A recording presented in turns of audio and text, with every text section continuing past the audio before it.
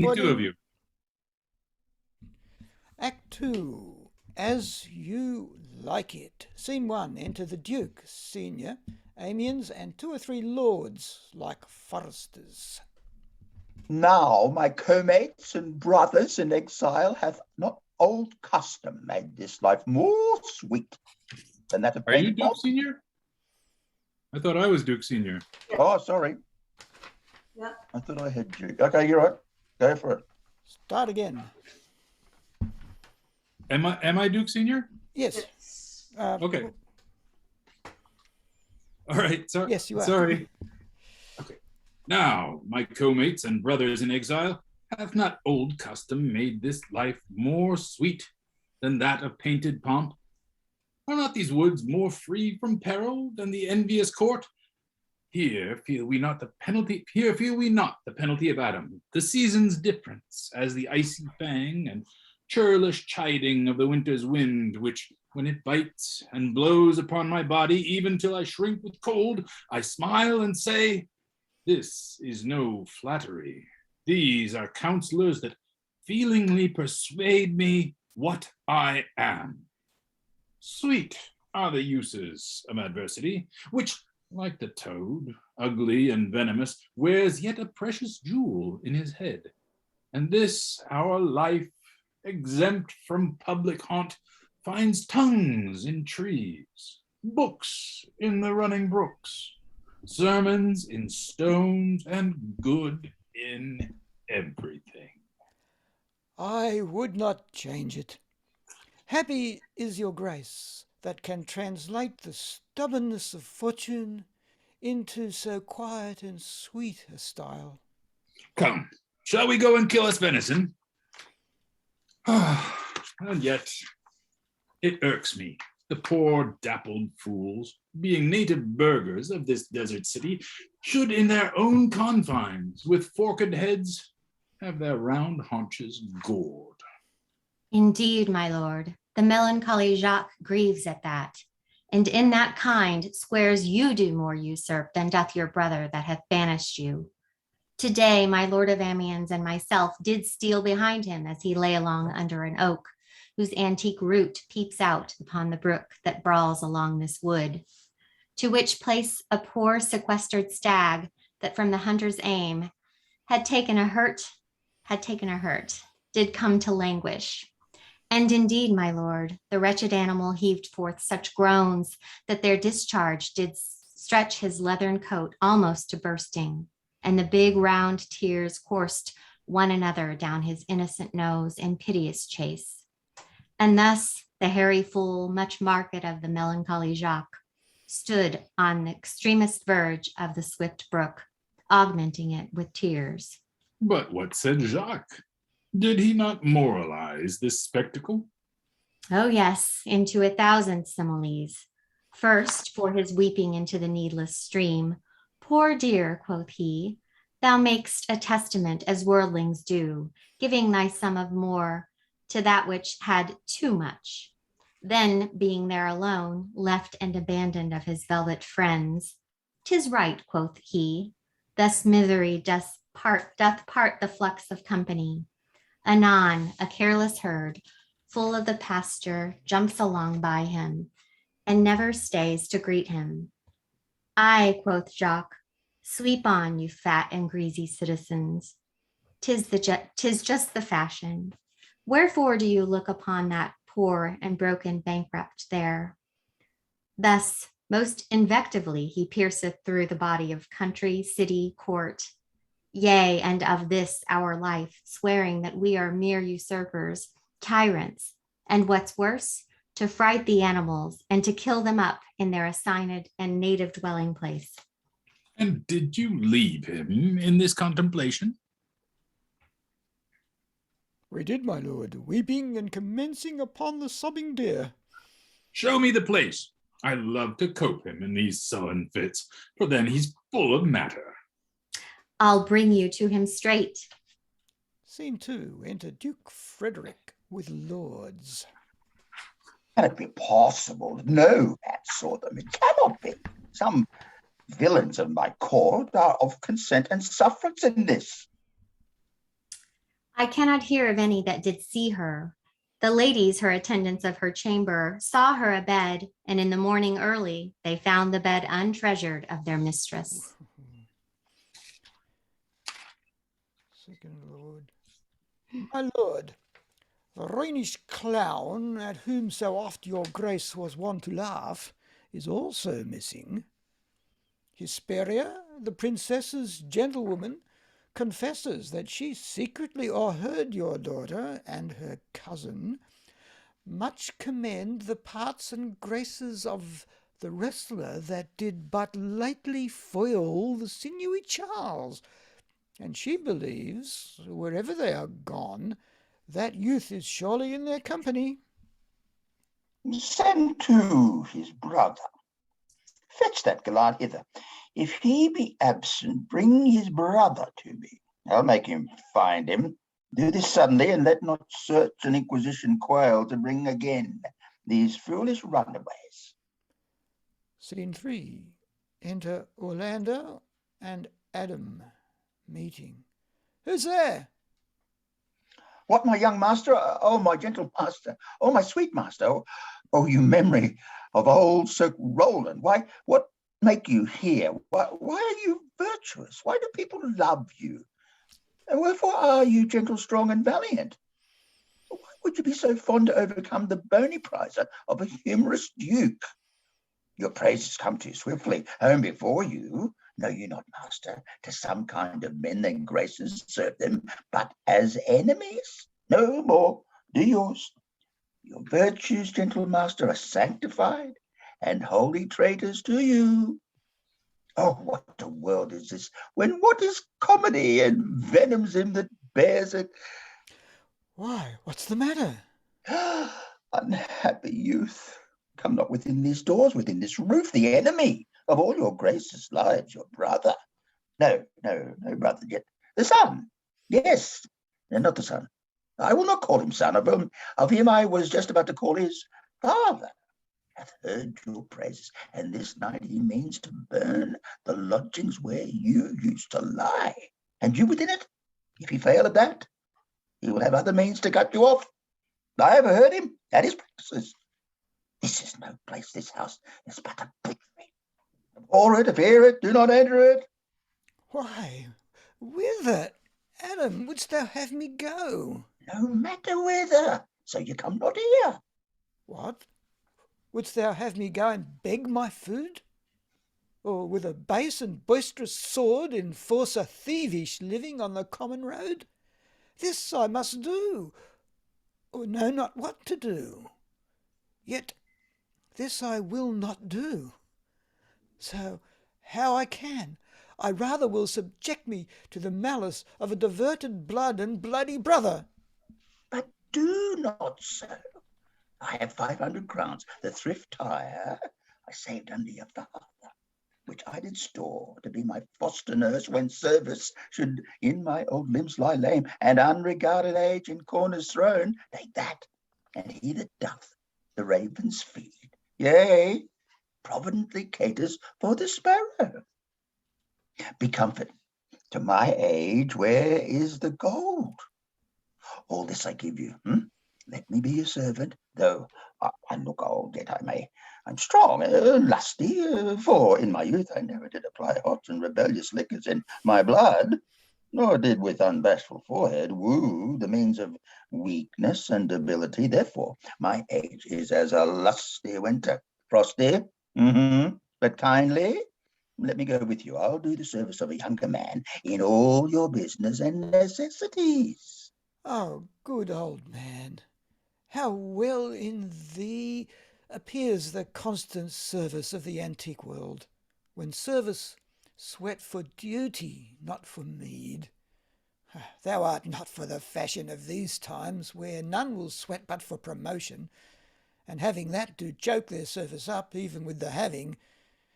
It is not so with thee. But, poor old man, thou prunest a rotten tree that cannot so much as a blossom yield, in lieu of all thy pains and husbandry. But come thy ways, we'll go along together. And ere we have thy youthful wages spent, we'll light upon some settled low content. Master, go on, and I will follow thee to the last gasp, with truth and loyalty. From 17 years till now, almost 80 here I lived, but now live here no more. 17 years, many their fortunes seek, but 80. It's too late a week, yet fortune cannot recompense me better than to die well, and not my master's debtor. They exit. Scene 4. Enter Rosalind for Ganymede, Celia for Eliana, and Clown, alias Touchstone. Oh, Jupiter, how weary are my spirits. I care not for my spirits if my legs were not weary. I could find in my heart to disgrace my man's apparel and to cry like a woman, but I must comfort the weaker vessel, as doublet and hose ought to show itself courageous to petticoat. Therefore, courage, good Aliana. I pray you bear with me. I cannot go no further. For my part, I'd rather bear with you than bear you. Yet I should bear no cross if I did bear you, for I think you have no money in your purse. Well, this is the forest of Arden. Aye, now am I in Arden, the more fool I. When I was at home, I was in a better place. But travellers must be content. Aye, be so good, Touchstone. Look who comes here, a young man and an old in solemn talk. That is the way to make her scorn you still. Oh, am I Silvius? Oh, Corin, yeah. Oh, Corin, that thou knewest how I do love her. Oh. I partly guess, for I have loved ere now. No, Corin, being old, thou canst not guess. Though in thy youth thou wast as true a lover as ever sighed upon a midnight pillow. Thy love were ever like to mine, as sure I think did never man love so. How many actions most ridiculous hast thou been drawn to by thy fantasy? Into 1,000 that I have forgotten. Oh, thou didst then never love so heartily, if thou rememberest not the slightest folly that ever love did make thee run into. Thou hast not loved. Or if thou hast not sat as I do now, wearing thy hearer in thy mistress' praise, thou hast not loved. Or if thou hast not broke from company abruptly, as my passion now makes me, thou hast not loved. Oh, Phoebe, Phoebe, Phoebe. Alas, poor shepherd, searching of thy wound, I have by hard adventure found mine own. And I mine. I remember when I was in love, I broke my sword upon a stone and bid him take that for coming a night to Jane's smile. And I remember the kissing of her battler and the cow's dugs that her pretty chopped hands had milked. And I remember the wooing of a pease cod instead of her, from whom I took 2 cods and, giving her them again, said with weeping tears, wear these for my sake. We that are true lovers into strange capers. But as all is mortal in nature, so is all nature in love mortal in folly. Thou speakst wiser than thou art ware of. Nay, I shall ne'er beware of my own wit till I break my sins against it. Oh, Jove, this shepherd's passion is much upon my fashion. And mine, but it grows something stale with me. I pray you, one of you question yon man, if he for gold will give us any food. I faint almost to death. Hola, you clown! Peace, fool, he's not thy kinsman. Who calls? Your betters, sir. else are they very wretched. Peace, I say. Good even to you, friend. And to you, gentle sir, and to you all. I prithee, shepherd, if that love or gold can in this desert place by entertainment, bring us where we may rest ourselves and feed.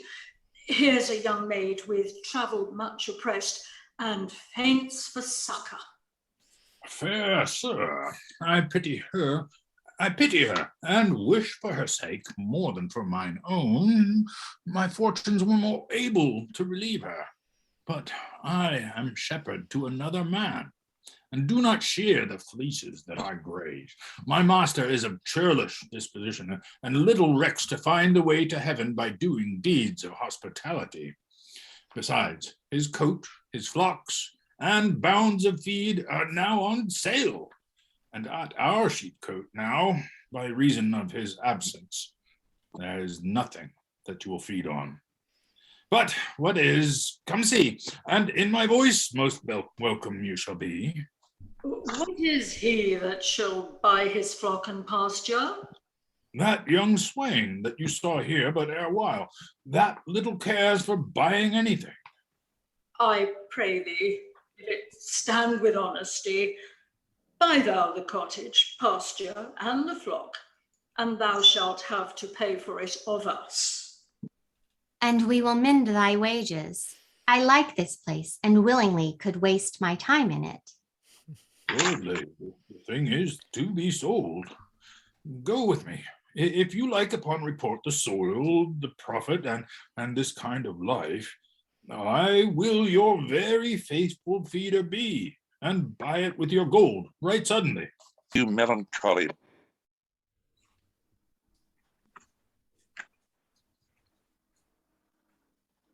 That's actually a little bit before that, Con. Under the greenwood tree, who loves to lie with me, and turn his steady note unto the sweet bird's throat. Come hither, come hither, come hither. Here shall he see no enemy, but winter and rough weather. He, he. Beautiful. It'd be Jacques. More. Prithee. More. I will make you melancholy, Monsieur Jacques. I think it more. I prithee more. I can suck melancholy out of a song as a weasel suck eggs. More. I prithee more. My voice is ragged. I know I cannot please you. I do not desire you please me. I do desire you to sing. Come, more. Another stanza. Call you stanzas. What you will, Monsieur Jacques. Hey, I care not for their names. They owe me nothing. Will you sing? More at your request than to please myself. Well, then, if ever I thank my man, any man, I'll thank you. But that they call compliment is like the encounter of two dog apes. And when a man thanks me heartily, methinks I give him a penny, and he renders me the beggarly thanks. Come, sing, and that you will not hold your tongues. Well, I'll end the song. Sirs, cover the while. The Duke will drink under this tree. He hath been all this day to look you. And I have been all this day to avoid him. He's too disputable for my company. I think of as many matters as he, but I give heaven thanks and make no boast of them. Come, warble, come. Who doth ambition shun, And loves to live in the sun. Seeing the Seeking food he eats, and he's pleased with what he gets. he gets. Come hither, come hither, Come come hither, hither. here shall he see no no enemy, enemy, but and winter winter and winter and rough rough weather. weather. Oh, very good. Yes.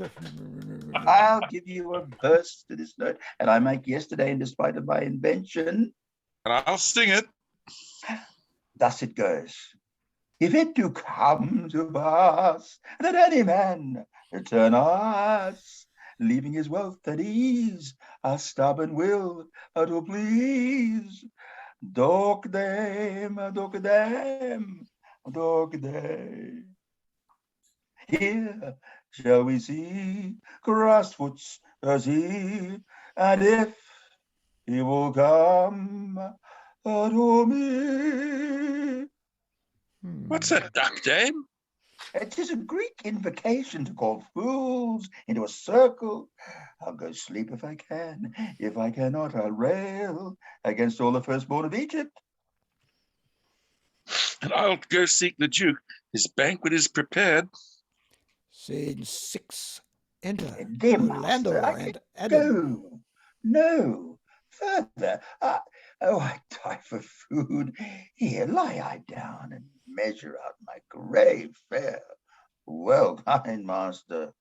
Why, how now, Adam? No greater heart in thee? Live a little, comfort a little, cheer thyself a little.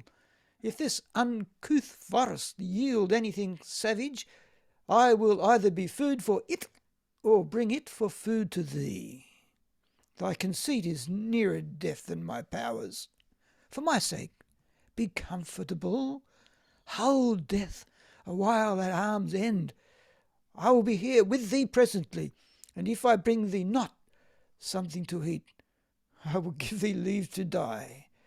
But if thou diest before I come, thou art a mocker of my labour.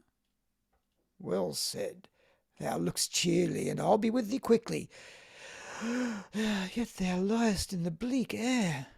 Come, I will bear thee to some shelter, and thou shalt not die for lack of a dinner, if there live anything in this desert. Cheerly, good Adam. Scene 7. Enter Duke Senior and lords like outlaws. I think he be transformed into a beast, for I can nowhere find him like a man. My lord, he is but even now gone hence. Here he was merry, hearing of a song. If he, compact of jars, grow musical, we shall have shortly discord in the spheres. Go seek him. Tell him I would speak with him. He saves my labor by his own approach.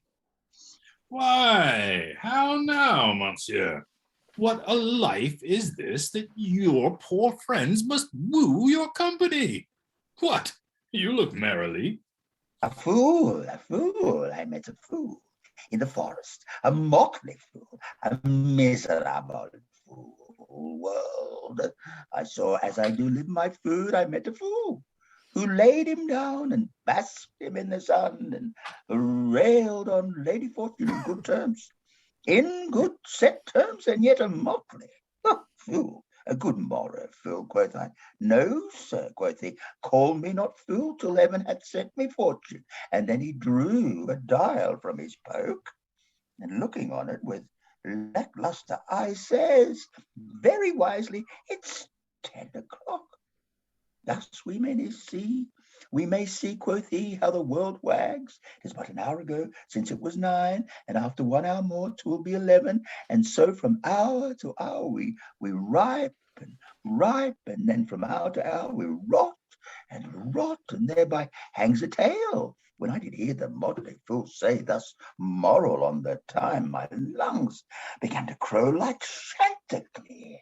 That fool should be so deep contemplative, and I did laugh sans intermission, and I'll by this dial, oh, noble fool, worthy fool, motley, the only wear.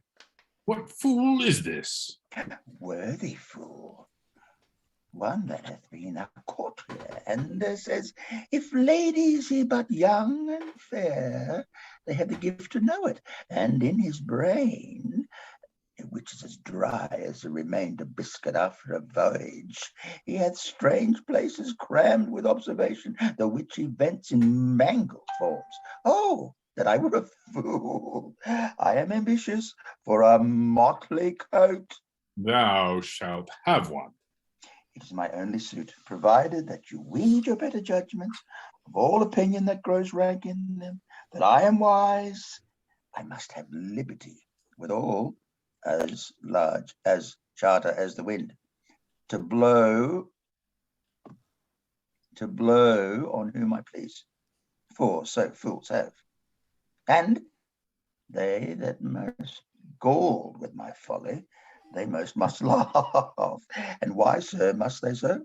The why is plain as the way to parish church. He that a fool doth very wisely hit, doth very foolishly, although he's smart, and not to seem senseless of the mob. If not, the wise man's folly is anatomized, even by the squandering glances of the fool. Invest me in my motley. Give me leave to speak my mind, and I will through and through cleanse the foul body of the infected world, if they will patiently receive my medicine. Fie on thee. I can tell what thou wouldst do. What for a counter would I do but good? Most mischievous foul sin in chiding sin, for thou thyself hast been a libertine, as sensual as the brutish sting itself, and all the embossed sores and headed evils that thou, with license of free foot, hast caught, wouldst thou disgorge into the general world. Why, who cries out on pride that can therein tax any private party? Doth it not flow as hugely as the sea, till that the weary very means do ebb? What woman in the city do I name when that I say this city woman bears the cost of princes and unworthy shoulders? Who can come in and say that I mean her? When such a one, as she is such, is her neighbor? Or what is he of basest function that says his knavery is not on my cost, thinking that I mean him, but herein suits his folly to the metal of my speech? There then. How then? What then? Let me see wherein my tongue hath wronged him. If it do him right, then he hath wronged himself. If he be free, why then my taxing like a wild goose flies unclaimed of any man. Enter Orlando, brandishing a sword.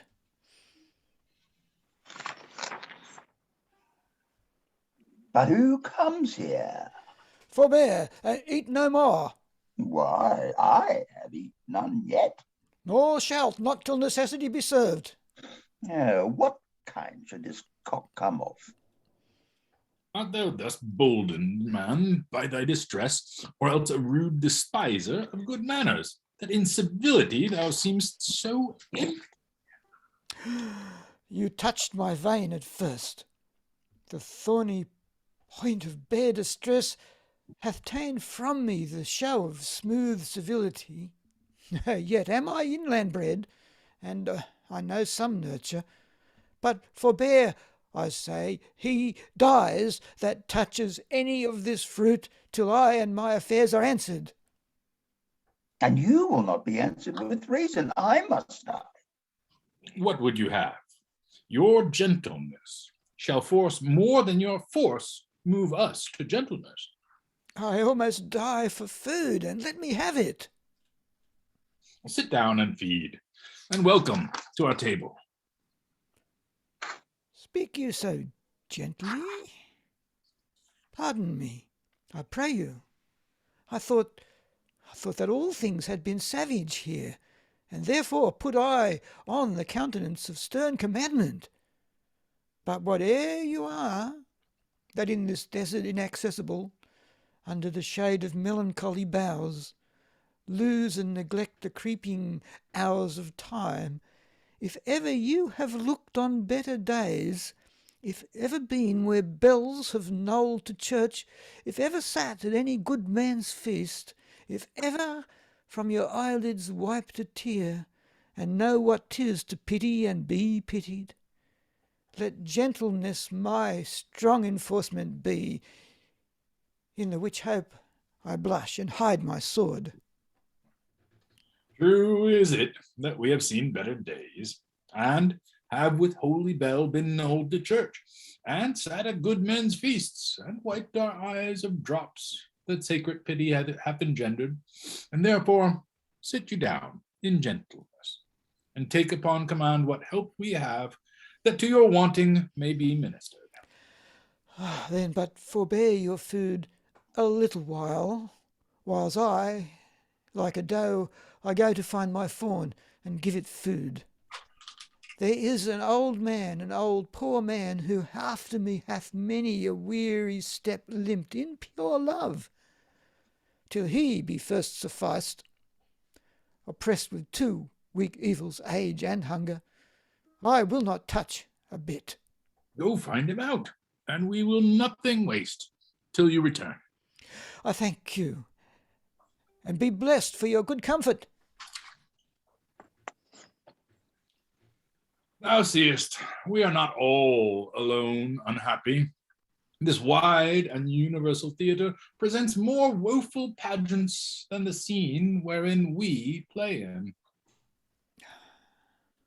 All the world's a stage, and all the men and women merely players. They have their exits and their entrances, and one man in his time plays many parts, his acts being 7 ages. At first, the infant mewling and puking in the nurse's arms, then the whining schoolboy with his satchel and shining morning face, creeping like snail, unwillingly to school, and then the lover sighing like furnace with a woeful ballad made to his mistress's eyebrow, and then a soldier full of strange oaths and bearded, like the pard, jealous and on us, sudden and quick and quarrelled, seeking the bubble reputation even in their cannon's mouth.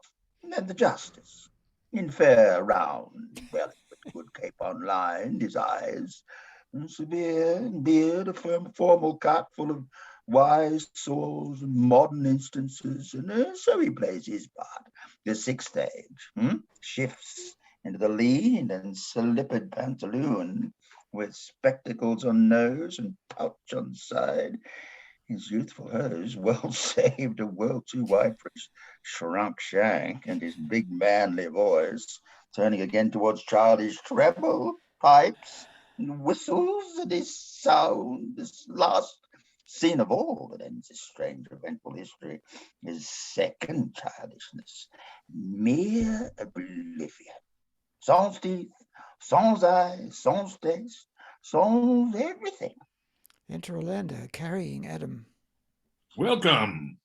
Set down your venerable burden, and let him feed. I thank you most for him. So, had you need, I scarce could speak to thank you for myself. Welcome. Fall to. I will not trouble you as yet to question you about your fortunes.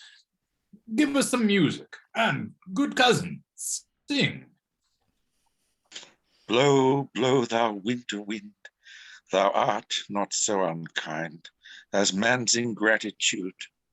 Thy truth is not so keen, because thou art not seen, although my breath be rude. Hi ho, unto the green holly. Most friendship is feigning, most loving mere folly. Then hi ho, the holly, hi ho, is most jolly. Freeze, freeze, thou bitter sky, thou dost not bite so nigh, as benefits forgot. Though thou the waters warp, thy sting is not so sharp, as friend remembered not. Hi ho, sing hi ho, unto the green holly. Most friendship is feigning, most loving mere folly. Then hi ho, the holly, this life is most jolly. If that you were the good Sir Roland's son, as you have whispered faithfully you were, and, as mine eye doth his effigies witness, most truly limbed and living in your face, be truly welcome hither. I am the Duke that loved your father. The residue of your fortune go to my cave and tell me, good old man, thou art right welcome as thy master is. Support him by the arm. Give him your hand, and let me all your fortunes understand. Exit End of scene. Act 2.